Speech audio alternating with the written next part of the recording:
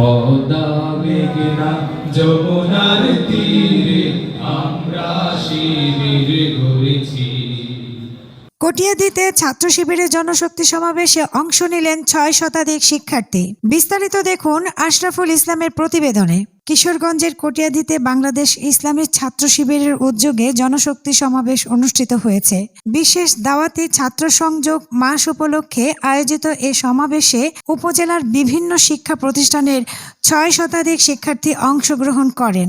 শনিবার দুপুরে কটিয়াদী উপজেলা সদরের একটি কমিউনিটি সেন্টারে অনুষ্ঠিত সমাবেশে প্রধান অতিথি হিসেবে উপস্থিত ছিলেন বাংলাদেশ ইসলামী ছাত্র শিবিরের কেন্দ্রীয় কমিটির কার্যকরী পরিষদের সাবেক সদস্য ও জগন্নাথ বিশ্ববিদ্যালয় শাখার সাবেক সভাপতি মাহবুবুর রহমান মাহফুজ।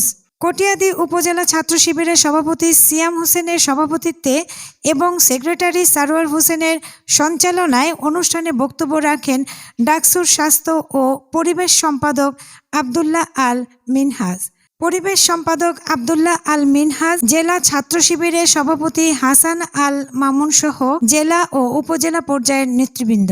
বক্তারা শিক্ষার্থীদের নৈতিকতা, দেশপ্রেম এবং নেতৃত্বের গুণাবলী বিকাশের উপর গুরুত্ব আরোপ করেন। আয়োজকদের পক্ষ থেকে জানানো হয়, শিক্ষার্থীদের আদর্শিক ও নেতৃত্বমূলক দক্ষতা উন্নয়নে ভবিষ্যতেও এ ধরনের কার্যক্রম অব্যাহত রাখা হবে। সেই বন্দোবস্ত থেকে মানুষকে, বাঙালি জাতিকে বের করে নিয়ে এসে একটি সুন্দর সুজলা সুফলা শস্য শ্যামলা রাজ্যে বাংলাদেশ। পারুল বণিক ছোঁয়া, এন্টার টিভি নিউজ।